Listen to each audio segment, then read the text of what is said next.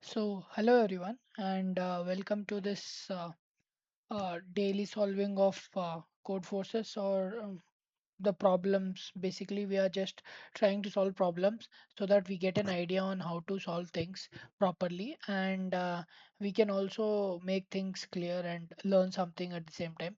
So, I'll be solving this regularly. The videos might be sometimes inconsistent because I will be having work and I might not shoot it. So, but anyways, I'll teach you stuff which is helpful. I'll teach you how to think on coding problems, how to approach coding problems, because I will be the ones who would have thought on this given some time and would have learned this, and then I would have come to you and explain these things. So I speak a little bit of English and Hindi. So sometimes I might speak words which you don't understand. Then you can just we can see what we can do. I'll try to keep it as neutral as possible, but I sometimes I feel and speak like that. Okay. So let's start with the question of today. So today we have a min max question. So let me open it for myself. Okay. So this is a min-max array transformation question. Okay, so this can be a very useful question because it is just very useful for some people to start with these problems. But there are some hidden constraints that we need to identify and how to think on this problem also. So let us go to the problem one by one. So you are given an array A1, matlab, एक array we have which is in non-descending order. You decide to perform the following steps to create array bn.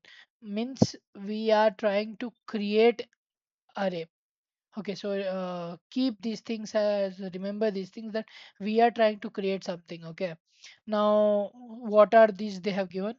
Create an array d. Okay, so they are telling us to create an array D. So let me change the color and size of my pencil. Yes. So create an array D consisting of n arbitrary non-negative integers.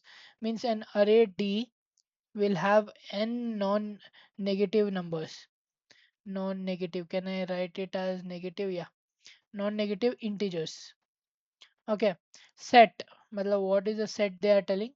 So bi is we need to create it. Okay, so bi is equal to ai plus di. Okay, so this is something which they are asking us to create. Yeah, so sort the array b in non-descending order. So after creating this array b, we have to sort those arrays also in non-descending order. Non-descending in the sense okay, you know descending, right? Descending is from bigger to smaller, like 8, 4, 3, 2, 1. Okay. What is non-descending order? Means which is ascending. Ascending in the sense 1, 2, 3, 4. Okay. So this is non-descending. But why are they not calling it ascending order directly? Because sometimes if you are saying ascending order, okay, this can also be a difference between what is ascending order and non-descending order and non-descending. So I'll teach that also. Non-descending. If someone says it's an ascending order, they directly mean that there are unique elements, okay, and they are in increasing order. And if someone says it's non-descending, then it is in increasing order, but not necessarily unique.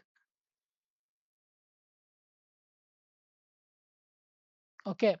अब इसका मतलब क्या है ना, in a very simple and Indian term, I can simply show you that what this means. Okay, so this means that suppose you have an ascending order of 1 2. Okay, let me change the color so that you can see things properly. Which color should I choose? This color choosing is really tough here. Yeah, so 1 2 3 4 you have. Okay, now can you say that this is an ascending order? Yes, of course. We have learned it like from the very small. So we know it. Now, what if I say 1, 2, 2? 3 3 3 4. Is this in ascending order? Well, actually, it is not in ascending order. It is in non-descending order. You know why? Because यहाँ जब भी non descending की बात हो रही होगी ना, तो there will be similar elements which might be present. So in simple terms, this is what ascending and non-descending, or sometimes non-ascending also will mean. So basically ये सब टर्मिनोलॉजी से आपको पता होना चाहिए बस, सिंपल है। इतना समझ गए, इसमें मैंने आपको ये सब सिखा दिया। अब ये सब ज़रूरी है कि इसको क्वेश्चन में सॉल्व कर, लेकिन नहीं, अगर लेकिन आपको नोट डाउन करना है तो उसको नोट डाउन कर सकते हो। मैं इसको हटा देता हूँ, आप कर लीजिए नोट डाउन। ओके, चलिए, I will delete this things, I mean like rub it. Okay okay okay okay okay okay okay. So you understood what is ascending and non descending, I guess, probably. Yeah. So now let's move on to the question properly. You are given the result array B. So we already have this array B. So we have array B. We have B. For each index I, calculate what is the minimum and maximum possible values of di. So we need to find di, not b. Okay, so di in the sense either max, what can be the max value, what can be the min value. Okay, okay, so cool. Let me go down to the question more. Note that the minimum maximum di are independent of each other, that is they can be obtained from different possible arrays of d. That means this di is not dependent on ai or bi, or the index of I. That is they cannot be they can be obtained from different possible arrays d. मतलब this dis are independent of each other. मतलब if di is there, it's not necessary that ith term will be here. Here it can be I plus 1 or I plus 2 or so on. Here also it can be I plus 1 or I plus 2. So this di is independent. So this is how you need to understand the language of the question. Okay, di is independent in the sense it is not dependent on which ai it is not dependent on which bi it is. Okay, so that's how you will be able to understand this question even properly. Now given that much of information, let us see how the input is given and how the output is given, and we'll see some examples on how we can how the answers is coming. Okay, so let's see. The first line contains the single integer. Okay, there is a single integer number of test cases. Okay, common. The first line of each test case contains a single integer n. Okay, the length of arrays. Okay, so n is the length of array. Okay, length of array, इतना हमको पता होना चाहिए। ठीक है, now the second line contains n integers हैं। तो a1 a2 a2 ए हमारा an अरे हो गया, ए अरे हो गया। ठीक है, इसमें कोई प्रॉब्लम नहीं है। नेक्स्ट एन होगा हमारा बी है, बी एन। तो बी1 बी2 बी एन, ये हमारा बी अरे हो गया। ठीक है, ये दोनों भी नॉन डिसेंडिंग ऑर्डर में है, non descending. Additional constraint on the input, कुछ एक्स्ट्रा कंस्ट्रेंट है। There is at least, there is at least, let me highlight it with a different color, I mean, yeah. Okay, okay, for each test case okay, where is the additional? Okay, there is at least one way to obtain the array b, मतलब there is at least one way to obtain b obtain करने का कोई एक minimum एक तरीका तो है। From a से ही, by choosing an array d, मतलब एक अरे डी को चूज करना है, of non negative integers and the sum of n does not exceed 2 into ten to the power of 5। मतलब हम लोग यहाँ लॉन्ग लॉन्ग में रखे या इंट में रखे, हमारा आंसर मतलब उतना कुछ, ये वाला हम इग्नोर कर सकते हैं अभी फिलहाल। इसके लिए भी टेस्ट केसेस आएगा, वो बाद में, ये बाद में समझेंगे। ठीक है, अभी फिलहाल क्वेश्चन में कॉन्सेंट्रेट करते हैं, और चलिए मैं आपको आगे लेके चलता हूँ क्वेश्चन में। Okay, for each test case print two lines, दो लाइन प्रिंट करना है। In the first line print N integers, N integers print करना है। डी1 मिनिमम डी2 मिनिमम, मतलब डी मिनिमम का अरे चाहिए यहाँ। ठीक है, is the minimum possible value for you can add to A, मतलब ए आई अरे को मिनिमम डी मिनिमम ऐड करके बी बनाना है। ठीक है, ये बोल सकते हैं कि बी मिनिमम आ जाएगा या ऐसा कुछ। ठीक है, secondly print N integers. N integers print करना है, maximum possible values you can add to a i. Okay, तो डी आई और डी मिनिमम मैक्सिमम का अरे प्रिंट करना है। ये याद रखना कि ये दोनों अरे हैं। ठीक है, values are independent of each other, मतलब ये दोनों एक दूसरे पे डिपेंडेंट नहीं है। In other words d i minimum is just the minimum value among all possible values of d i. Okay, तो चलिए एक क्वेश्चन करते हैं इसके, मतलब एक एग्जांपल देखते हैं।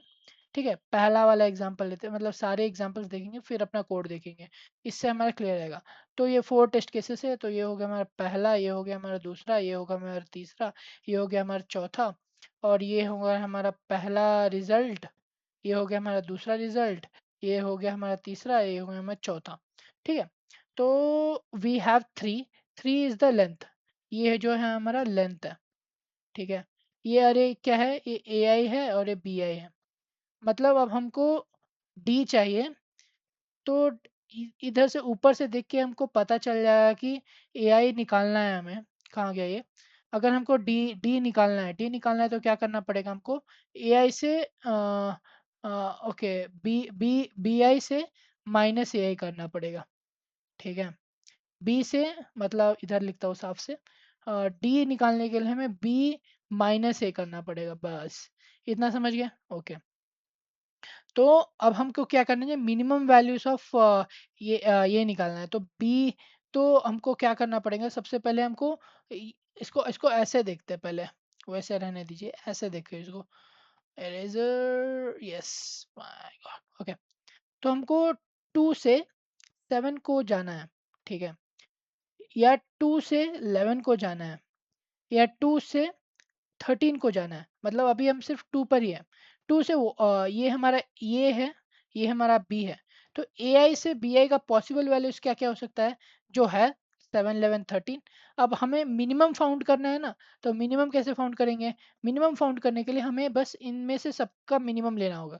इनमें से मिनिमम कौन है, मिनिमम ऑफ 7 11 13 अगर बोलूँ, तो आप बोलोगे ये तो 7 है, तो क्या करना है कि जो भी मिनिमम आए उसको बी आई से माइनस कर दो, तो 7 - 2, ये हो गया हमारा 5। अब ये जो 5 आया ना, ये मिनिमम वैल्यू है, मतलब 2 को 7 तक पहुंचाने के लिए, मतलब 2 को 7 बनाने के लिए 5 मिनिमम वैल्यू है। ये हो गया हमारा पहला। मैं थोड़ा जूम इन कर देता हूँ जिससे आपको थोड़ा और क्लियरली चीज़ें दिखे। ठीक है, अब शायद दिख रहे होंगे। तो ये हो गया हमारा 5, हमारा पहला आउटपुट, आउटपुट का पहला पार्ट, पहला पार्ट का भी एक छोटा सा पार्ट। ठीक है, अब 3 को देखो, एक बार ऐसे देखना सीखो पहले। 3 से क्या क्या हो सकता है, 7 हो सकता है, 3 से 11 हो सकता है, 3 से 13 हो सकता है। अब इनमें से मिनिमम वैल्यू क्या है, 7 हमारा मिनिमम वैल्यू है। इसका मतलब 3 से 7 जाने में लिए कितने कितने चाहिए हमको, 4 चाहिए। मतलब 3 + 4 करेंगे तो 7 आ जाएगा। इसका मतलब 4 हमारा सेकेंड वैल्यू ऑफ अरे हो गया, मतलब डी का जो अरे हो गया ना, उसमें पहले तो 5 गया, फिर तो 4 गया। अब क्या बचा, 5 है, 5 को भी क्या करना है इसको, 7 11 13। अब इनमें से मिनिमम वैल्यू 7 है, 7 से 2 को जाने के लिए 2 चाहिए, तो 2, ये हो गया हमारा पहला आंसर का पार्ट। अब हमारा दूसरा आंसर, मैं इसको एरेज करता हूँ। ठीक है, जिससे आपको क्लियरली चीज़ें पता रहे, इसको कॉपी कर लीजिएगा। इसको क्या मैं डिलीट कर सकता हूँ, हाँ, कोई नहीं। ओके, अब हमको क्या बताना है, कि हमको बताना है कि ओके, क्या मैंने पेंसिल सेलेक्ट किया था, नहीं किया था, अब कर देंगे। ओके, तो अब हमें 2 3 5 है ना इसका, अब डी मैक्सिमम वैल्यू निकालना है। मिनिमम तो हमने देख लिया ना, अब मैक्सिमम कैसे हो सकता है। अच्छा, 2 से मैक्सिमम वैल्यूज क्या है, देखो 2 से पॉसिबल वैल्यूज क्या है वो पहले पता लगाओ, 7 11 13। इसमें से मैक्स क्या है, मैक्स ऑफ 7 11 13 क्या होगा, ये हो गया हमारा 13।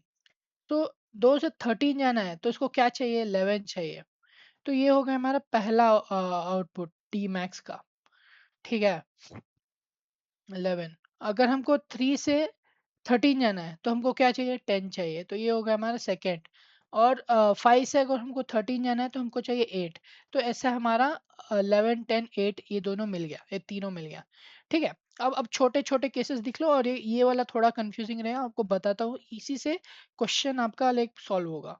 ठीक है, ये तो मैंने बेसिक अंडरस्टैंडिंग दे दिया। अब वन, एक ही इनपुट है, 1 से 5000, मैक्स वैल्यू क्या हो सकता है, 1 से 5000 जाने में मैक्स वैल्यू 4000, मिनिमम वैल्यू क्या चाहिए, वो भी 4000। ठीक है, ये तो हो गया, इधर हो गया आपका आंसर ये। थर्ड केस में दोनों सेम है। वन से वन से 1 को जाना है, मतलब 1 हमारा इनपुट है, 1 से 1 को जाने में क्या चाहिए, 0 चाहिए। और 2 से 2 में जाने के लिए 0 चाहिए, 3 से 3 में जाने के लिए 0 चाहिए। हमारा मैक्स और मिन और दोनों अरे 0 0 हो जाएगा। ठीक है। अब ये वाला ना बहुत इंटरेस्टिंग है, मैं एक काम करता हूँ, अब इसको डिलीट कर देता हूँ, जिससे मैं आपको ये थोड़ा इन डेप्थ समझा सकूँ कि ये है क्या। क्योंकि इधर ही आपका अभी इधर ही आप अटकोगे। ठीक है, तो इसीलिए मैं ये बताना बहुत ज़रूरी है, जिससे आपको पता चले कि ये कैसे होता है। अब मान लो कि हमारा फोर्थ केस है, 4 इनपुट है, 10 12 10 20 30 40। और हमारा बी आई जो है 22 33 35। अच्छा, 10 से मैक्सिमम वैल्यू क्या किया जा सकता है, 10 से मैक्सिमम वैल्यू 22, मतलब मिनिमम, पहले पहले मिनिमम सॉल्व कर लेते, मिनिमम इजी है। 10 से 22 33 33 55, इनमें से मिनिमम क्या है 22, का चाहिए कितना 12, तो 12 मिल गया। अब 20 है, 20 से मिनिमम क्या हो सकता है, 20 से 22 33 33 और 55, 55 20 से 2 करेंगे तो 22 आ जाएगा। ठीक है, अब 30 हो गया, 30 से क्या क्या चाहिए 22, क्या क्या हो सकता है 33 और 33 और 55। तो यहाँ ना 30 से 22 जा सकते थे, लेकिन उन्होंने कंडीशन क्या रखा था वो मैं आपको याद दिलाऊं, जिससे आपको पता चलेगा कि क्वेश्चन कैसे कनेक्ट हो रहा है। अगर आप यहाँ देखोगे ना, जो create an array D consisting of non negative integers है, मतलब हम नीचे नहीं जा सकते, ये हमारा एक नया टाइप का कंस्ट्रेंट फोर्थ वाले एग्जांपल में पता चल जाएगा। ठीक है, तो मैं काम करता हूँ, अपना पेंसिल लेता हूँ और आपको फिर से बैठाता हूँ। हाँ, तो 30 से 22 जाने के लिए नेगेटिव इंटीजर चाहिए, जो पॉसिबल ही नहीं है, तो ये हट गया, रूल आउट हो गया। Okay, sorry. 30 से 33 जाना है तो क्या चाहिए, 3 चाहिए, इनमें से मिनिमम तो 33 ही है, तो ये हो गया हमारा 3। ठीक है, 40 से मिनिमम वैल्यू क्या चाहिए, 40 से क्या क्या हो सकता है, 22 हो सकता है, 33 हो सकता है, 33 हो सकता है और 55 हो सकता है। लेकिन नेगेटिव तो नहीं है, तो ये रूल आउट हो गया, ये भी रूल आउट हो गया, बच्चा 55। क्या चाहिए, कितना चाहिए, 15 चाहिए। ठीक है, तो इससे हमारा ये प्रॉब्लम सॉल्व हो जाएगा, ये वाला। लेकिन सेकेंड प्रॉब्लम में जहाँ थोड़ा सा स्ट्रगल है, उसको कैसे सॉल्व करते हैं वो भी बताता हूँ।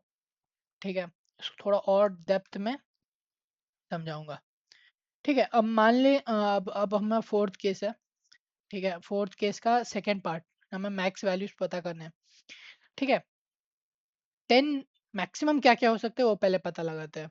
ठीक है, 10 मैक्सिमम क्या क्या हो सकता है, मैक्सिमम दिख रहा है हमको 55 हो सकता है।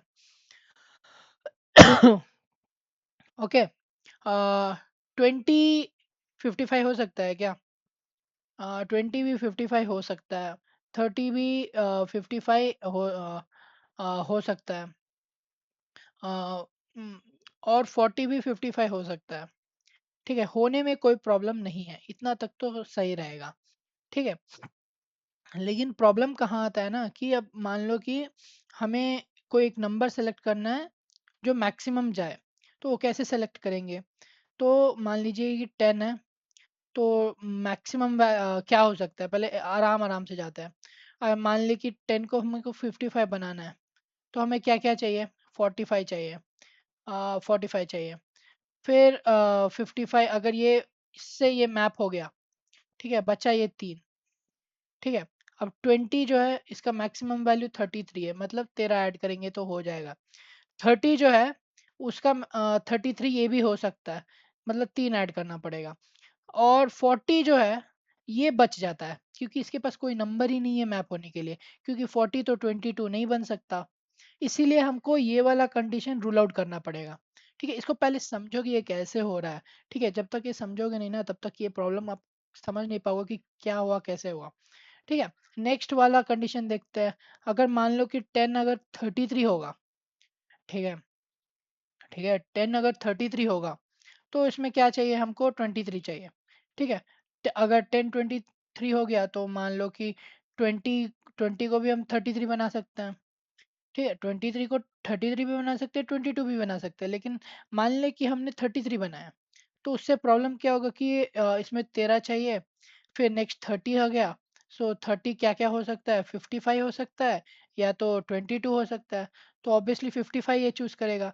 तो 55 चूज करेगा ला तो उसके लिए क्या, 15 25 चाहिए।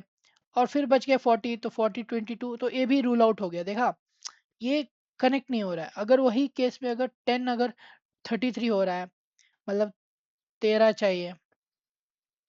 ओके, तो हाँ 23 चाहिए, 23, फिर 20 को 22 +2 करना पड़ेगा हमको। तो ये पॉसिबल है, मैक्सिमम वैल्यू मतलब 33, ये भी 33 हो सकता है, लेकिन या तो 20, या तो 10 22 बन सकता है, या तो 20 22 बन सकता है। अगर इन दोनों में से कोई नहीं बन रहा है 22 तो प्रॉब्लम है, क्योंकि 30 और 40 कभी भी 22 नहीं बना सकते। मतलब ये वाला जो नंबर है ना 22, ये इससे छोटा है, तो हमको कंस्ट्रेंट हो गया कि हमको इन दोनों को 22, कोई एक 22 मैप करेगा। ठीक है, ये अगर मैप नहीं करेगा तो इसको सॉल्व करना थोड़ा मुश्किल हो जाएगा। ठीक है, अब इसको समझते कि कौन सा होगा। तो एक कंडीशन लेते, वैसे तो कोई भी कंडीशन मैप हो जाएगा। एक कंडीशन लेते, 10 33 को हमने मैप करवाया, फिर 20 22 को मैप करवाया, 30 33 को मैप करवाया, या 40 55 को मैप कराया। क्योंकि 40 33 को भी मैप नहीं कर सकता, 33 को मैप नहीं कर सकता, 22 को मैप कर नहीं सकता। ये कंस्ट्रेंट है कि 40 55 को ही मार्क करेगा। इतना समझ गए। अब आपको कोड दिखाता हूँ जिससे थोड़ा आपको क्लैरिटी मिलेगा कि ये प्रॉब्लम सॉल्व कैसे होता है, और फिर इसको अपलोड भी करेंगे कि सही है कि गलत है। ठीक है, तो मैं इधर खोल लेता हूँ इसको अपलोड करने के लिए, और इसको डिसेबल करता हूँ पहले। हाँ, सबमिट। Okay, problem.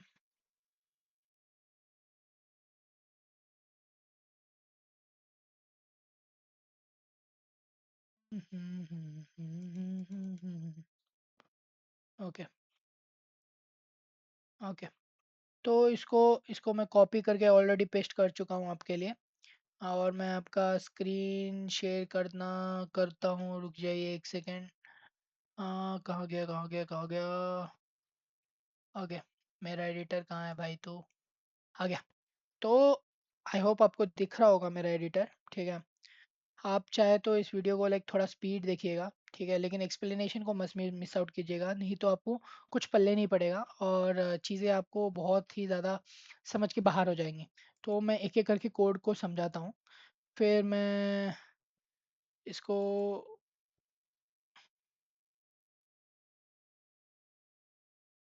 ठीक है, तो मैं ऑलरेडी कोड वगैरह रन कर चुका हूँ। मैं आपको एक एक करके पार्ट बताता हूँ कि ये कैसे है क्या है। ठीक है, तो सबसे पहले हमारा कोड यहाँ से स्टार्ट करेगा। फिर ये वाइल टी माइनस माइनस है, फिर एक इंटीजर इनपुट है, फिर एक वेक्टर ले रहा है ए, फिर एक वेक्टर ले रहा है बी। इस i64 का मतलब लॉन्ग लॉन्ग इंट है। ठीक है, इनपुट्स ले रहा है ये हम, ए के वैल्यू को पुश कर रहे हैं, बी के वैल्यू को पुश कर रहे हैं। सबसे पहले हमको डी मिनिमम सॉल्व करना है, तो उसके लिए हमने ऐसा कोड लिखा है। तो इसको बारीकी से समझते हैं, थोड़ा मैं जूम इन कर देता हूँ जिससे आपको थोड़ा क्लैरिटी मिलता रहेगा। ठीक है, तो सॉल्व फॉर डी मिनिमम।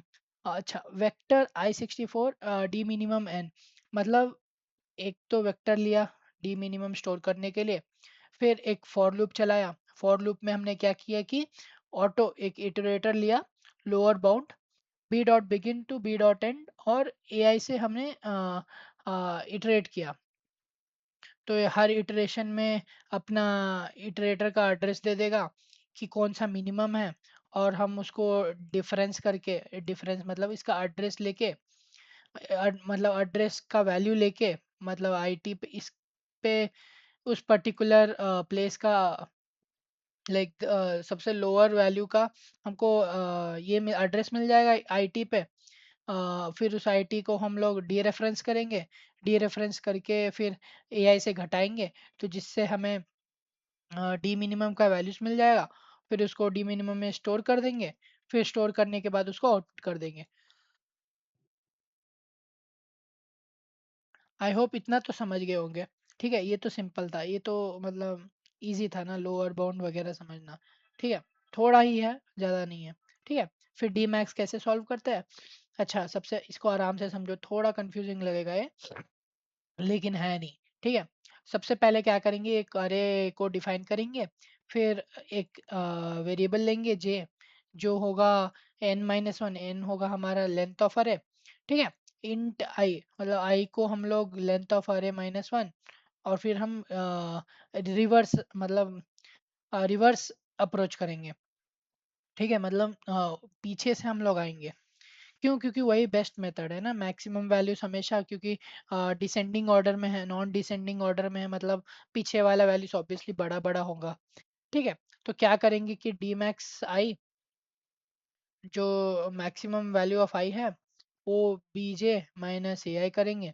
ठीक है, इफ, ये कंडीशन इंपॉर्टेंट है, अगर आई का वैल्यू जीरो से बड़ा है, ठीक है, एंड बी, मतलब जो अरे है बी, ए आई -1, मतलब बी का जो वैल्यू है वो ए के वैल्यू से छोटा है, हाँ, तब हमको जे इक्वल टू आई -1 करना पड़ेगा, जिससे हमारा इटरेट जे का साइज कम जाएगा।